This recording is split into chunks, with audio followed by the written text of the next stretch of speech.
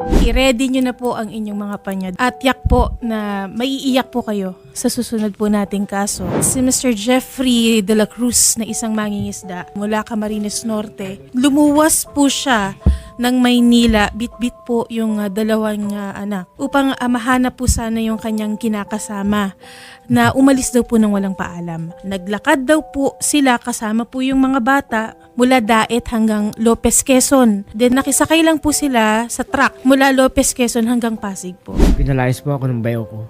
Tapos nagsakay po kami ng Elabel po, papunta po sa Daet. Kaya doon po kami nag-start maglakad. Nag-start po kami November 25. Tigil-tigil lang po idol sa kalsada, minsan po sa waiting shades. Minsan po, merong barangay pong tumutulong po na pinapatulog po kami. Pero wala po silang kakayanan na pasakayin po kami sa mahal po ngayon ng krudo ay. Paano po yung mga pagkain nyo? Minsan po may bibigay, minsan po ay itong biskwit. At lahat po ito ginawa nyo Opo. dahil sa iyong pagmamahal sa inyong kinakasama Opo.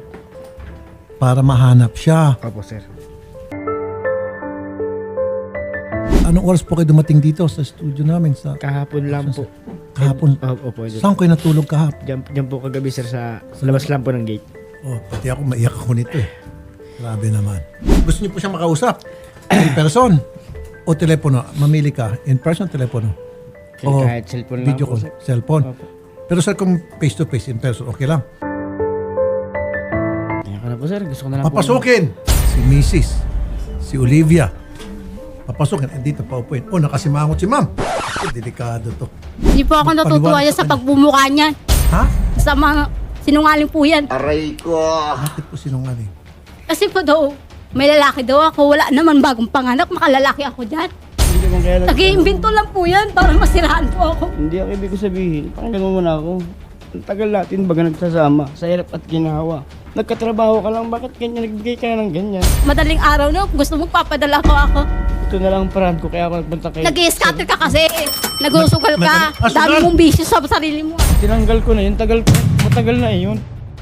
Pero narinig niyo po ba na siya po'y naglakad na pagkalayo-layo at Eh, hindi ako naniniwala naglalakad po yan. December, Makikisakay January, po February, ako. March, Okay lang po April, yan. 4 na buwan po siya sa kalye. Nabaril kami sa 4 na brigada. buwan. Meron po nagkukupop sa kanila. Kaso Wala. kung may ginagawa po yung kalukuhan Tulad ng pag nanakaw, pinadalaan nga kita ng cellphone, pininta mo lang bahay para may parang kontak mo Nasira sa mga yun, anak mo. kahit kunin mo Binigyan sa... kitang pambili ng Kahit cellphone. kunin mo sa nasira yun. Bakit Nasira binenta nga. niya lang? Hindi ko bininta. para, nasira. ba't niya Para binenta? may pang-scatter siya. Hindi ko, Oo. ay bininta ka.